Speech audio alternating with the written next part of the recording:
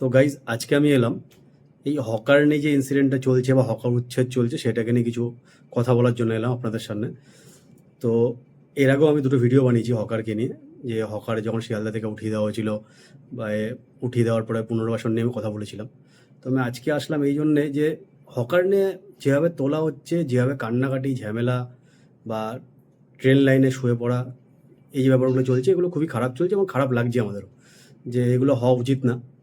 তো আমি একটা কোশ্চেন করছি সবার কাছে, যে দেখুন, একটা সরকারকে তো স্টেপ নিতেই হবে এক না একদিন, যে যদি আমাদেরকে ডেভেলপমেন্ট চাই তো ওদের এই ডিসিশনটা নিতে হবে আমাদেরকে।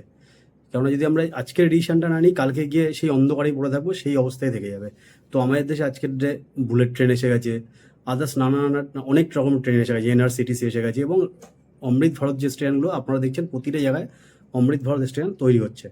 তো এবার আপনারা বলুন, যদি একটা বুলেট ট্রেন বা এনআরসিটিসি ট্রেন থেকে আপনি নেমে সামনে দাঁড়িয়ে শশা বিক্রয় হিসেবে শশা কিনবেন, বা ফটাস জল বিক্রি হচ্ছে, এটা কি ঠিক?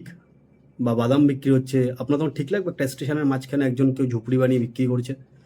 কিন্তু আপনাদের অ্যাঙ্গেল থেকে আবার এটাও ঠিক যে হকার উচ্ছেদ করা যাবে না। তো আমাদেরকে মনে হয় যে যে কোনো একটা সাইডে আসতে হবে, নয় হকার উচ্ছেদ চলবে না, যেরাম চলছে সেরকমই দরকার আছে, লাগবে না আমাদের ডেভেলপমেন্ট। আর তা না হলে আমাদের দরকার আছে কি, ডেভেলপমেন্ট চেয়ে এদেরকে তুলতে হবে, তুলে অন্য জায়গায় পুনর্বাসন দিতে হবে, অন্য জায়গায় এদেরকে দোকান করে দিতে হবে, যেখান থেকে ওরা সংসারে রুজি রুটি চালাতে পারে, করতে পারে। মানে এদেরকে তো মারা যাবে না বা এদেরকে তো ফেলে দেওয়া যাবে না, কেননা এক না একদিন তো এদেরকে জায়গা দিতেই হবে, কেননা তারা না হলে তো না খেতে হবে, মরে যাবে।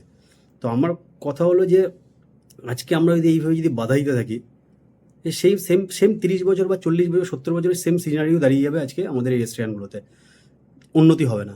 আর তারপরে এসে আমরা গলা ফাটিয়ে চিৎকার করব যে এই সরকার কিছু করে না, এই সরকার চেঞ্জ করো।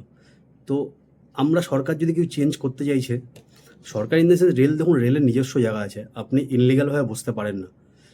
আর্টিকেল 19 যে আমাদের যে সংবিধানের যে আর্টিকেলটা আছে, 19 অনুচ্ছেদ যেটা আছে, ওখানে লেখাই আছে যে পাবলিকের রাস্তা পুরো ক্লিয়ার থাকতে হবে যে কোনো জায়গাতেই।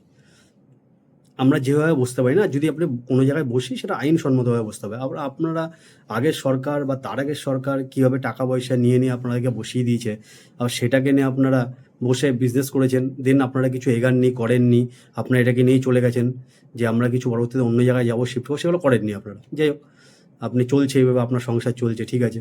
এবার যখন রেল এটা আপনাদেরকে 2024 থেকে ওঠানোর জন্য বলছে, ওঠার তখন থেকেও যদি আপনারা চেষ্টা করতেন, হয়তো আপনারা কোনো জায়গায় অন্য জায়গায় দোকানপাট নিয়ে নিতেন, আর আজকে আপনাদের এরকম ভাঙাচোরা হতো না। তা আপনারা করেননি। এবার পুরো দোষ আসছে রাজ্য সরকারের উপরে। দেখুন, রাজ্য সরকার তো নিয়মে মেনে চলছে। এবার আপনাদের একটা জিনিসই করা উচিত, যে আপনারা, যে আমাদের মাননীয় শুভেন্দু অধিকারী আছে, তার কাছে আপনারা যেতে পারেন, তার যে দরবার হচ্ছে সবাই মিলে যান, যে কথা বলুন। দেখুন, আমার যেটুকু নলেজ আছে যে রেলের সাথে সরকারের, রাজ্য সরকারের কথা চলছে যে আপনাদের পুনর্বাসন নিয়ে যে একটা জায়গায় দেওয়া হবে।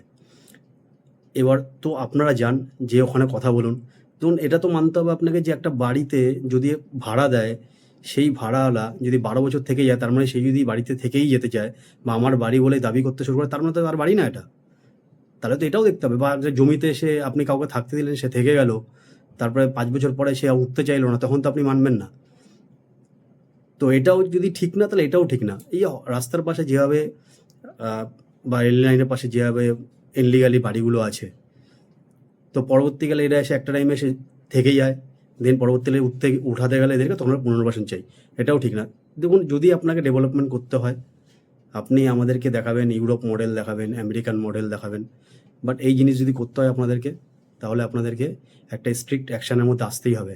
এরকম দু টাইপের দোগলামো কথাবার্তা বললে চলবে না। নয় আপনি এদিকে আসুন, নয় ওদিকে আসুন। আপনার স্ট্রিক্ট অ্যাকশান বা স্ট্রিক্ট যে কথা বলার যে হওয়া উচিত, সেটা হলো যে এদেরকেও পুনর্বাসন দেওয়া উচিত, বাট অন্য জায়গাতে। বাট এরকম না বলা যে ওদেরকে উচ্ছেদ করা হলো কেন, এরা কোথায় যাবে। এদেরকে তো সরকার বা রেল তো ডেকে নিয়ে আসেনি কোনোদিন, এরা রুজি রোজগারের জন্য এসছে, নেতাদের চামচাগিরি করে চলে এসছে। আর আপনি যে এই গরিব গরিব বলছে, সবাই গরিব না, এই মিসকনসেপশন মাথা থেকে বের করে দিন। প্রচুর প্রচুর বড় লোক আছে। শিয়ালদা স্ট্যান্ডের মতো জায়গাতে আমি এরকম দেখেছি যে এক একজন 3-3টে দোকান আছে।